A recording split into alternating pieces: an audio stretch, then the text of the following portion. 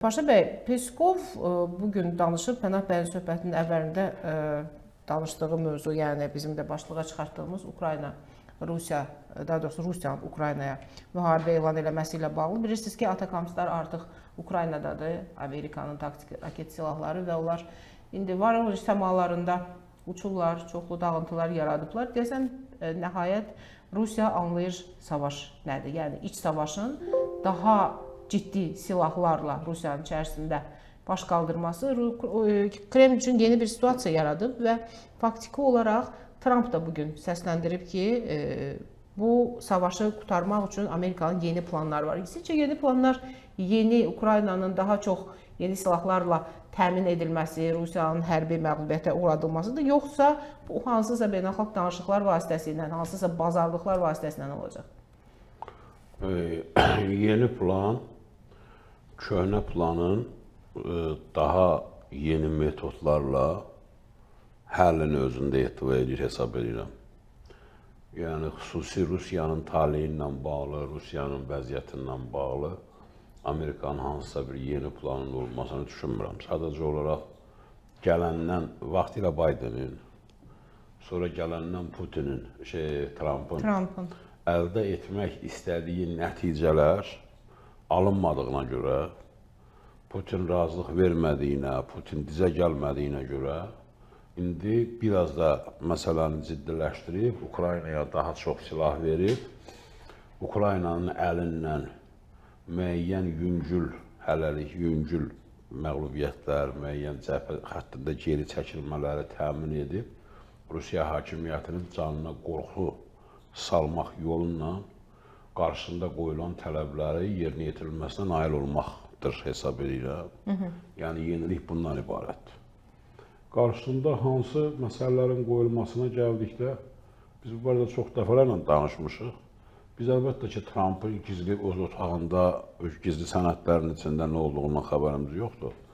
Eyni zamanda Kremlə hansı məktublar gəlir, ondan da məlumatımız yoxdur. Amma ümumi Amerikanın siyasətini təhlil edəndə, Rusiya siyasətini yönəlib, keçmiş Sovet dövlətləri ərazisindən yönəlik, Avropaya yönəlik siyasətini nəzərdən keçirdikdə biz görə bilərik ki, biz bilə bilərik təxminən bu analiz nəticəsində ki, nə istəyirlər Rusiyadan. Əlbəttə, Rusiyadan Putinlə atəşkəs istəyirlər. Putin Rusiya ilə Ukraynanın arasında uzun 10 illər boyu davam edəcək münaqişə xətti istəyirlər. Daimi təzyiq mexanizmi. Biz hər zaman danışırıq və bütün dünya da bu arada deyir ki, Ermənistanla Azərbaycan arasında müharibə Rusiyanın və bir sıra başqa Avropa dövlətlərinin əlində hər iki dövlətə təzyiq təsir mexanizmidir. Eyni məsələni bunlar Rusiyanın üzərində də, Rusiyanın özünün başqa, deyək ki, Abxaziyada, Osetiyada, Gürcülər üzərində təzyiq aləti kimi istifadə edir. Azərbaycanda, deyək ki, Ermənistan, Azərbaycan arasında Qarabağın istifadə edirdi. Eyni məsələdə indi Rusiyanın özünə təzyiq üçün həmən o xətti, münaqişə xəttini saxlamaq, ən əsası Rusiyanın resurslarını indi Trump'ın və Amerika administrasiyasının məsləhət bildiyi və istiqamət verdiyi şirkətlərin əlinə verməkdən ibarətdir. Yəni, bunun Rusiyanın, Sibirin, Uralın, Uzaq Şərqin resurslarını sadəcə olaraq Rusiyanın əlindən almaqdır.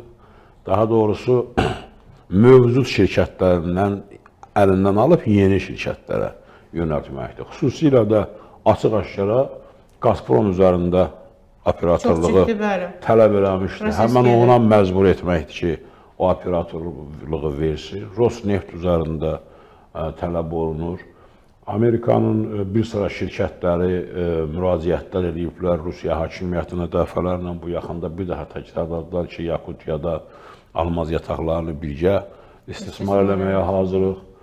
Alyaskadakı görüşə artıq gedəndə Uzaq Şərq yataqlarından Statoil'un, Amerikanın Statoil şirkətini deyəsən, Statoil'un demək, qovulması, çıxarılması haqqında qərarın ləğvini hədiyyə aparmışdı Putin. Yəni, bütün bu məsələləri analiz edəndə görürük ki, Rusiyadan nə istəyirlər nə tələb edirlər və bunu gizlətmirlər əslində.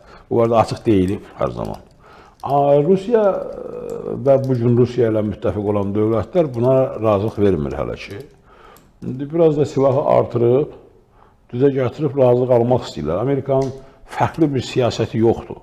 Yəni Amerika nə insan haqlarından, nə demokratiya ilə, nə yeni bir dünyanın hansısa bir düzəninlə dövlətlər üzərinə gedən bir dövlət deyil. Amma sanki Paşa bəy, axır dönəmlərdə Tramp bir neçə ay öncə uyguladığı o siyasətdən imtina etmiş kimi görünür. Niyə? Çünki Avropanın üzərinə bir sıra prosesləri atdı və gördük ki, Avropadan bir səs çıxmır.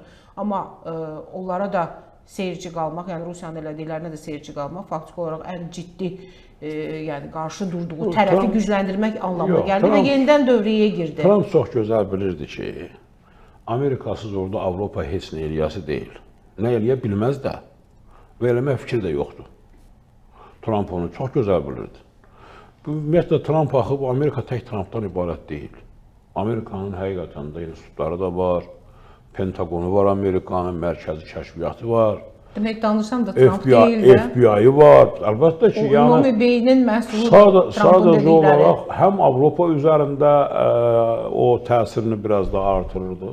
Eyni zamanda Rusiyaya bir nəfəslik verdi. Şərtləri qoydular qabağına. Eyni zamanda dedi ki, mən sənə bu istiqamətdə xeyli dərəcədə sərbəstlik də verə bilərəm. Sən bu dediklərimin hamısını qəbul elə. Bunu qəbul eləmədi. Qəbul eləməyəndə yenidən qayıtdı ki, yaxşı. Bu dəfə zərbəmi artırıb çalışacağım işləri knockdown yox, knockout salım. Sala biləcək, bilməyəcək başqa məsələ. Yəni, heç kim Amerikanın siyasətini, Amerikanın dövlət olaraq meydana çıxdığı gündən, gücləndiyi gündən bu günə qədər daxili və xarici idarə etməsini bilən, öyrənən, araşdıran, istənilən şəxs bu gün Amerikanın bu müharibədən nə istədiyini çox gözəl bilir. O da maddi ağalıqdan başqa, resurslardan başqa bir şey var. Başqa şeylər də var. Amma onlar ikinci, üçüncü dərəcədədir. Birinci məsələ budur. Və eyni zamanda aparılan siyasət budur ki, həm Mərkəzi Asiyanın, həm Qafqazın logistik imkanlarından, yaxın şərqin ərəbləri sağır görürsünüz. Hər dəfə 1 trilyon buradan, 1 trilyon buradan, hər səfərdən 3 trilyon yığılır. Yenə adam yerinə qoymur. Bu qədər pulu alır, yenə də göndərir F-35'ləri ki, hamd eləvi İsrail danışır. Təbii ki, Amerikanın təyyarələridir. Qətərdə Amerikanın hərbi hava patriotları durub. Amerikan patriotları durub, Amerikanın təyyarəsi gəlir və gəlib oranı vurur. Hansı dövlətdə? O dövlətlər ki, dünən yoxsa hər gün 1 trilyon pul alır. Bu da Amerika.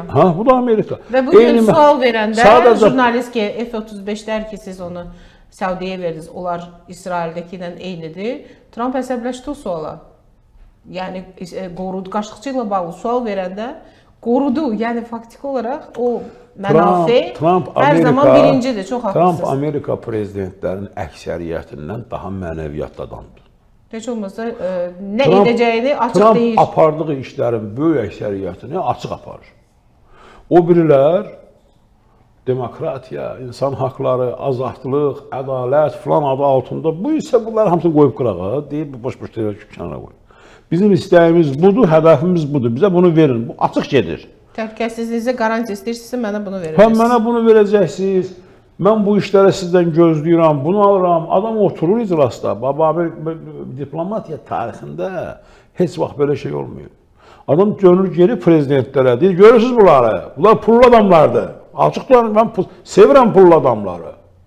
Bunların pulu çoxdur, bunların gücü çoxdur. Mən bunları sevirəm. Bax, məsələn eləyir.